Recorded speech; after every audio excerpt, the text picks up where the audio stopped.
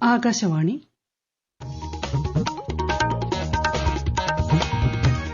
നമസ്കാരം. പ്രാദേശിക വാർത്തകൾ വായിക്കുന്നത് ലിൻസ സിറാജ്.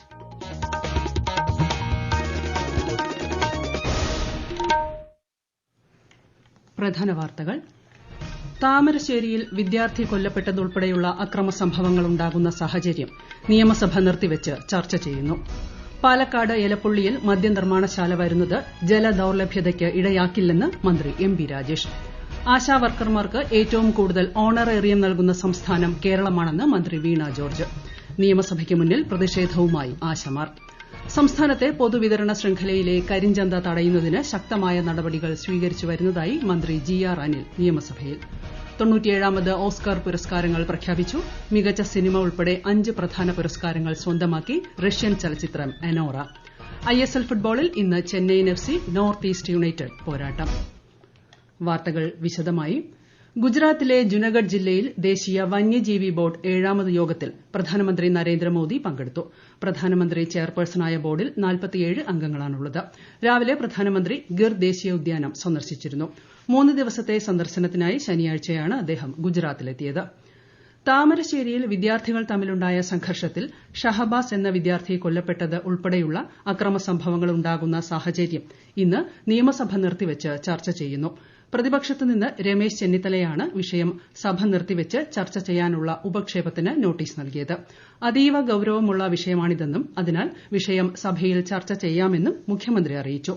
മുഖ്യമന്ത്രിയുടെ മറുപടിയെ തുടർന്ന് വിഷയം ചർച്ച ചെയ്യാൻ സ്പീക്കർ അനുമതി നൽകുകയായിരുന്നു.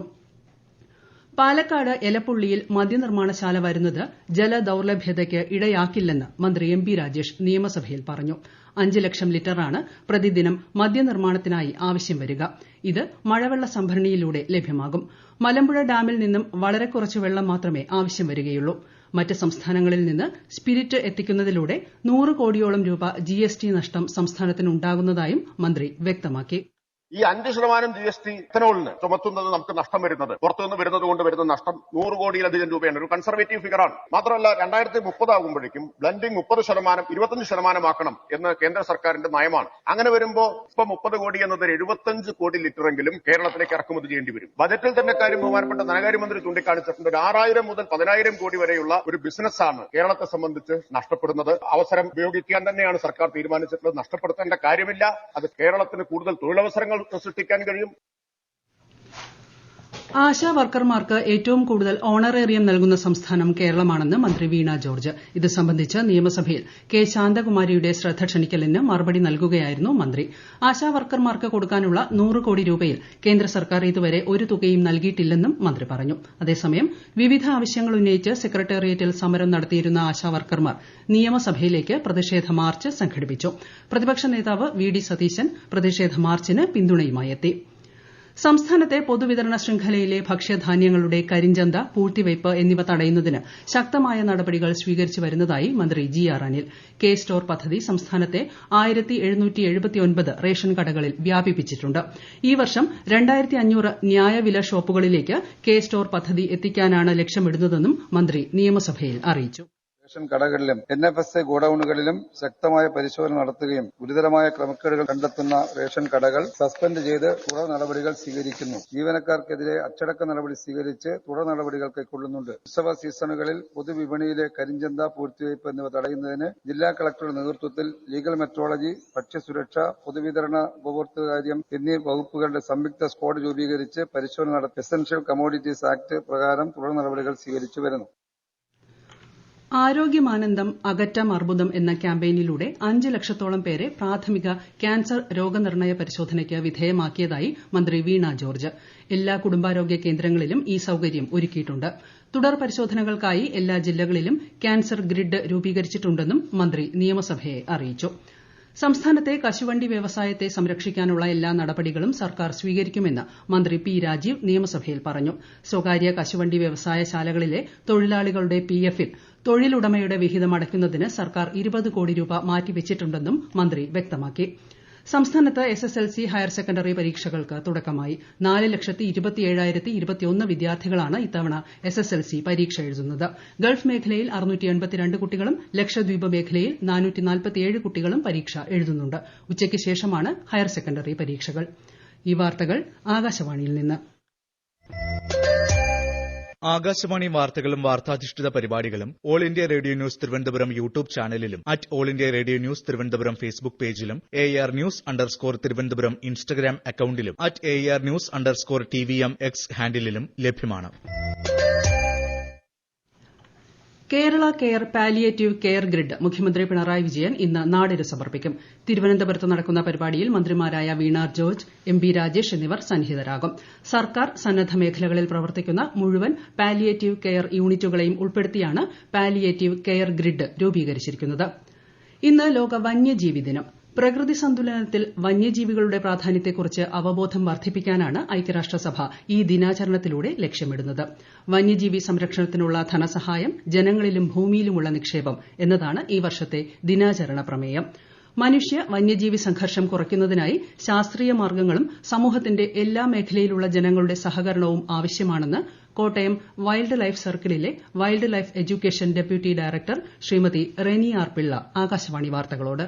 ഇത്തരം സംഘർഷങ്ങളിലേക്ക് നയിക്കുന്ന കാരണങ്ങൾ അനവധിയാണ്. ഇവയുടെ പരിഹാരങ്ങൾക്കും അതിനാൽ തന്നെ ഒറ്റമൂലിയില്ല.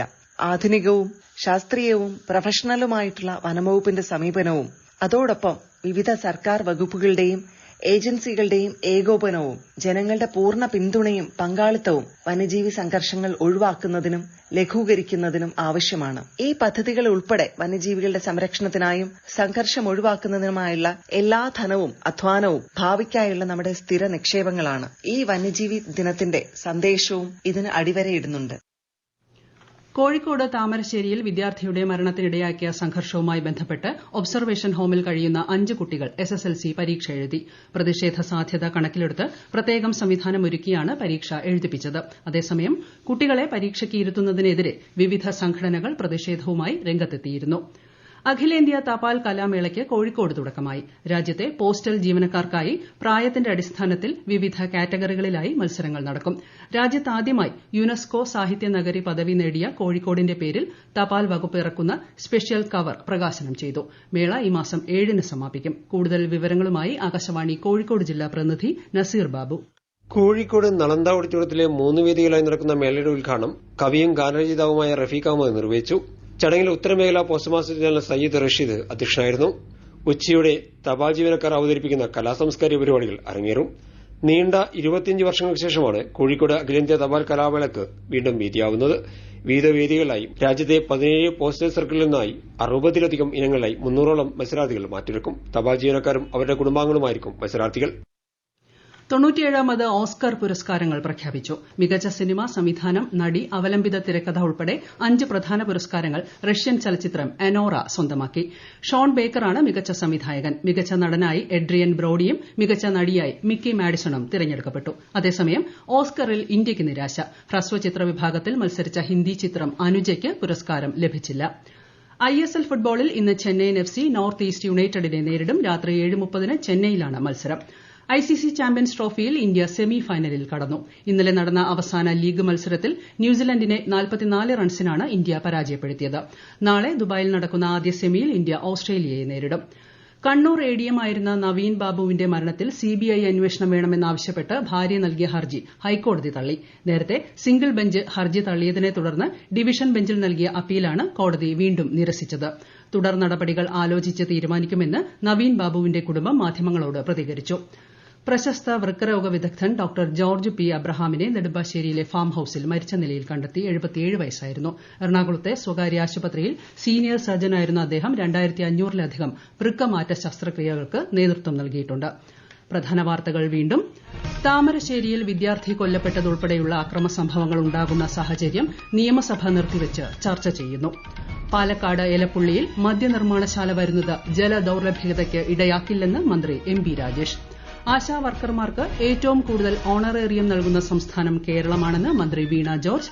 നിയമസഭയ്ക്ക് മുന്നിൽ പ്രതിഷേധവുമായി ആശമാർ.